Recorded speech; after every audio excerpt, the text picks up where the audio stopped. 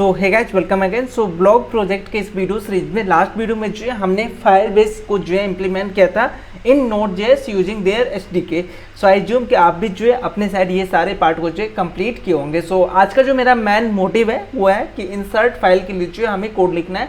सो यहाँ पे हम जो है उनके लिए सारे कोड को जो है देखने वाले हैं कि क्या हमारा कोड होने वाला है। सो यहाँ पे मैं क्या करता हूँ, एक फंक्शन बना लेता हूँ जिसके अंदर जो है हम अपने फाइल को इंसर्ट करेंगे। क्योंकि देखो फाइल इंसर्ट का जो है हमारा कई जगह यूज है। एक अगर आप अवतार अपलोड कर रहे हो तो वहाँ पे भी हमें यूज लगेगा। देन अगर आप अपडेट कर रहे हो तो वहाँ पे भी जो है हमें यूज लगेगा, क्योंकि प्रीवियस फाइल को डिलीट करना है। और अगर कोई नया पोस्ट क्रिएट कर रहा है तो वहाँ पे हमें थंबनेल रिक्वायर्ड है हमारे लिए। सो वहाँ पे भी जो है हमें ये चीज़ें लगने वाला है। सो मल्टीपल जगह हम सेम कोड ना लिख के उसके लिए एक फंक्शन बनाते हैं। सो यहाँ पे let's use um insert file into Firebase ऐसा नाम रखते हैं। नाम आप अपने अकॉर्डिंग जो है डाल सकते हो। सो ये मेरा जो है फंक्शन का नाम हो जाएगा। और देन जो है ये फंक्शन कुछ पैरामीटर एक्सेप्ट करेगा। देखते हैं कि क्या क्या पैरामीटर जो है हमें यहाँ पे रिक्वायर्ड लगने वाला है। सो एक तो सबसे पहला चीज़ जो हमें यहाँ पे लगने वाला है which is a file name, कि किस नाम से जो है हम इसको स्टोर करने वाला है। और फाइल नेम जो है मेरे केस में हमेशा यूनिक होने वाला है। और यूनिक हम कैसे बनाते हैं ऑलरेडी हमने देखा है, राइट। अब यूनिक क्यों होने वाला है कि हम एक ही फोल्डर के अंदर जो है मल्टीपल फाइल को जो है अपलोड करने वाले हैं, फ़ोटो को या थंबनेल को जो है अपलोड करने वाले हैं। तो मैं नहीं चाहूँगा कि मेरे पास जो है मल्टीपल नाम का जो है फाइल स्टोर हो। इसके लिए फाइल नेम जो है हमारा यूनिक होने वाला है। अनदर वन इज़ जो कि हम यहाँ पे यूज़ करने वाले हैं वो है मेरा buffer in the sense data, कि आप क्या स्टोर करने वाले हो। जैसे अगर आप थंबनेल स्टोर कराते हो तो उसका बफर जो है हम पास करते हैं अपने फायरबेस के पास। तो वो बफर जो है हमें मिलेगा जब कभी भी हम इस फंक्शन को जो है कॉल करेंगे। और another one is the Meta data. So Meta data basically होता है कि किस तरीके का डेटा जो है आप स्टोर कर रहे हो। so ये तीन चीज़ें जो है हम यहाँ पे स्टोर करने वाले। मेटा डेटा इसलिए भी कर रहा हूँ कि अगर आप यहाँ पे सिर्फ इमेज नहीं, आप अगर PDF अपलोड कराना चाहते हो तो वो भी जो है पास कर सकते हो। सो इन फ्यूचर ऐसा अभी तो रिक्वायरमेंट नहीं है, लेकिन रखते हैं मेटा डेटा को जो है हम यहाँ पे लेके चलते हैं, राइट। सो इसके लिए मेटा डेटा हो जाएगा। और अगेन फायरबेस के साथ आप काम कर रहे हो तो मे बी वहाँ पे फाइल अपलोड करने में जो कोई एरर आ सकता है। ऐसा ज़रूरी नहीं है कि फाइल सक्सेसफुली हर टाइम हो जाए, कोई एरर आ सकता है। सो इसके लिए मेरा सबसे बढ़िया तरीका है कि always handle try catch block, मतलब always use try catch block. So अगर कोई एरर आता है तो उस एरर को जो है सिंपली कंसोल कराऊंगा error while uploading file in Firebase, ऐसा करके जो है ये एरर मैं करा रहा हूँ। और यहाँ पे जो है उस एरर को कंसोल कराऊंगा। और साथ के साथ एक काम और भी कर सकता हूँ, थ्रो न्यू एरर। हमारे पास जो एक ऑब्जेक्ट है और इसके अंदर जो है आप अपने एरर को थ्रो कर सकते हो, राइट।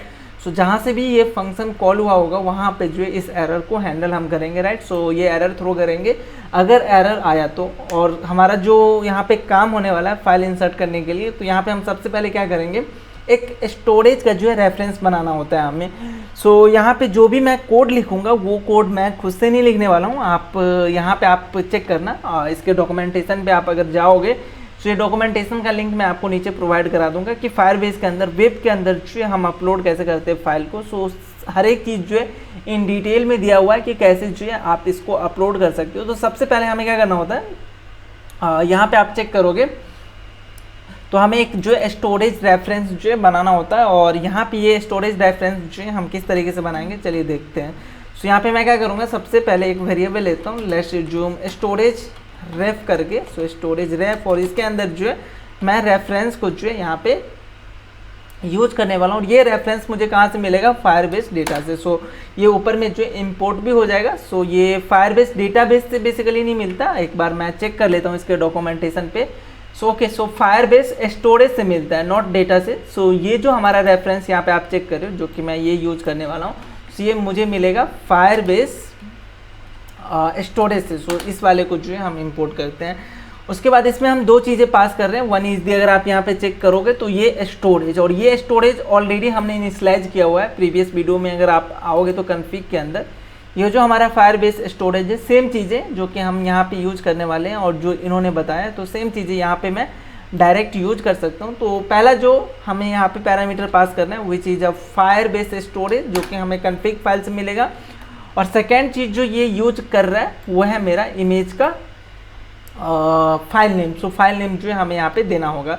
सो फाइल नेम मैं एज ए पैरामीटर अपने फंक्शन से ले रहा हूँ, तो ये मैं पास करूँगा। उसके बाद यहाँ पे आप चेक करोगे तो नेक्स्ट चीज़ें जो है आपको क्या करना होता है, अपनी इस फाइल को जो है अपलोड करना होता है। सो अपलोड कैसे करोगे, देखो अपलोड फाइल के लिए जो आप इस तरीके से यहाँ पे पास कर सकते हो स्टोरेज रैप विच इज आपका बफर, जो आप नॉट दिस वन, ये जो अभी हमने स्टोर करा है वो पास करना होता है, और देन फाइल जो हम बफर ले रहे हैं वो चीज़ें जो हमें पास करना होता है। तो ये दो चीज़ें जो है हमें यहाँ पे पास करना होगा।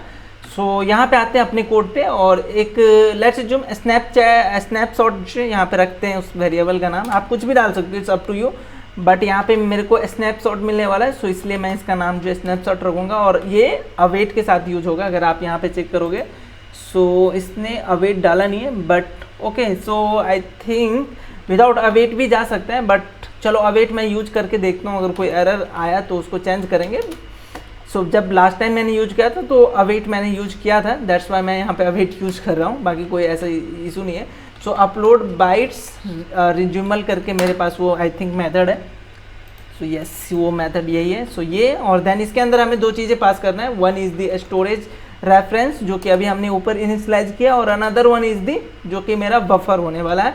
सो वो बफर हमें मिलेगा पैरामीटर में फंक्शन के अंदर, और एक चीज़ और यहाँ पे आप पास कर सकते हो which is a Meta data. इसके फंक्शन के पैरामीटर को चेक करोगे तो यहाँ पे आप जो मेटा डेटा भी जो है पास कर सकते हो। तो चलो यहाँ पे मेटा डेटा मैं ले रहा हूँ तो वो मैं पास करूँगा, लेकिन ये कंपलसरी फील्ड नहीं है, सो आप ऐसा कर सकते हो। तो स्नैपशॉट के अंदर जो है वो वैल्यू आ जाएगा जिसके थ्रू जो है आप अपने डिटेल को चेक कर सकते हो कि ये सक्सेसफुली जो है अपलोड हुआ है या नहीं। सो ये यहाँ पे आपको देखो ऑप्शन दिख रहा है कि क्या है, और अगर पॉज करना चाहते हो तो ये काम है, रिज्यूम करना चाहते हो ये, तो अपलोड का सिंपल जो ये चीज़ है। सो अभी ये अपलोड हो गया।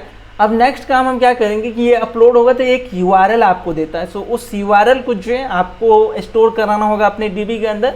जो भी इमेज स्टोर होता है आपके फायरबेस के स्टोरेज के अंदर, तो वहाँ पे एक इमेज का यूआरएल बनता है, और वो यूआरएल जो है हमें क्या करना होगा, गेट करके अपने डीबी के अंदर जो स्टोर कराना होगा इमेज यूआरएल के रूप में। और फ्रंट एंड को जब कभी भी मैं वो इमेज का यूआरएल दूंगा तो वो ऑटोमेटिक जो है उसको यूज कर सकता है, ऐसा मैं करने वाला हूँ। सो उसके लिए मैं यहाँ पे एक वेरिएबल बनाता हूँ डाउनलोड यूआरएल करके, और इसको डायरेक्ट जो है मैं गेट करूँगा। कैसे गेट करूँगा, तो गेट डाउनलोड यूआरएल नाम का हमारे पास एक मेथड मिलता है, और ये सेम चीज़ें फायरबेस स्टोरेज से जो हमें मिल जाएगा गेट डाउनलोड यूआरएल। यहाँ पे आप चेक करोगे तो ये हमें मिल जाएगा, और इसमें जो है हमें पैरामीटर पास करना होता है रेफरेंस। अब ये रेफरेंस हमें कहाँ पे मिलेगा, सो जो ये स्नैपशॉट जो अभी हमने इंस्टॉल कराया ना, इसके अंदर आप कंसोल करा के देखना, जब कभी भी मैं इसको यूज में लेके आऊँगा तो दिखाऊंगा आपको कि यहाँ पे हमें रेफरेंस मिलता है। सो snapshot.reference नाम का इसके पास एक प्रॉपर्टी है जिसके अंदर जो है आपके इमेज का रेफरेंस होता है। तो वो रेफरेंस अगर पास करोगे तो गेट डाउनलोड यूआरएल जो मेथड है ये आपको एक यूआरएल जो है रिटर्न करेगा। सो यहाँ पे मैं एक इसको क्या कर सकता हूँ, रिटर्न कर सकता हूँ। तो यहाँ पे डायरेक्ट जो है मैं रिटर्न कर दूंगा डाउनलोड यूआरएल। सो इससे क्या होगा कि जो भी मुझे यूआरएल मिलेगा वो डायरेक्ट जो है हमें उस फंक्शन के पास जो है जहाँ से भी कॉल हुआ है वहाँ पे जो है जाके चला जाएगा, और देन उसको हम डीबी के अंदर स्टोर करा सकते हैं। ठीक है, सो ये हो जाएगा। और इसको जो है कहीं पे यूज करना है तो इसके लिए हम यूज कर सकते हैं module.exports और इंसर्ट फाइल इनटू फायरबेस। तो ये हमारा बेसिक कोड है जिसके थ्रू जो है हम अपने फायरबेस के अंदर कोई भी फाइल को इंसर्ट करा के उसका जो है यूआरएल डाउनलोड के लिए जो है यूज कर सकते हैं। सो आई होप आपको ये चीज़ें समझ में आया होगा। कोई भी कोड मैंने यहाँ पे खुद से नहीं लिखा, हर चीज़ आपको इसके डॉक्यूमेंटेशन पे मिल जाएगा, आप वहाँ से चेक कर लेना। उसके बाद देखो जो डाउनलोड का मैंने अभी आपको बताया था कि डाउनलोड कैसे करना है, वो चीज़ें आपको यहाँ पे मिल जाएगा। देखो कि डाउनलोड के लिए जो है इन्होंने क्या किया है, तो आप बस गो थ्रू करना, आपको हर चीज़ से आपको यहाँ पे देखने को मिल जाता है कि अलग अलग अगर आप डाउनलोड का ऑप्शन रखते हो तो वो चीज़ें भी जो है आपको यहाँ पे देखने को मिलेगा। तो नथिंग फैंसी, हर चीज़ यहाँ पे अवेलेबल है, एक बार गो थ्रू कर सकते हो अगर आपको करना है। सो ये हमारा इंसर्ट का हो गया। सेम इसी तरीके से हमारे लिए जो है डिलीट का होता है, तो डिलीट फाइल के लिए जो है इन्होंने यहाँ पे कोड दे रखा है, तो इसको एक बार गो थ्रू करना है कि सिंपल कोड है कि कैसे हम फाइल को डिलीट करेंगे। सो उसका रेफरेंस जो हमें पास करना होता है, और देन जो है हम फाइल को डिलीट कर सकते हैं। तो ये काम जो है हम नेक्स्ट वीडियो में करते हैं, और देन जो है इस इंसर्ट और डिलीट का जो भी ऑपरेशन है उसको जो एक्चुअल हमारा प्रोजेक्ट में जहाँ जहाँ क्रिएट अपडेट और जो भी चीज़ें हैं वहाँ पे जो इन सारे को यूज करेंगे, इन दोनों फंक्शन को। सो आज के लिए इतना ही। आई एज्यूम कि आपको ये सारे टर्म्स जो है समझ में आया होगा। हम मिलते हैं नेक्स्ट वीडियो में जहाँ पे इनसे आगे के टर्म्स के बारे में बात करेंगे।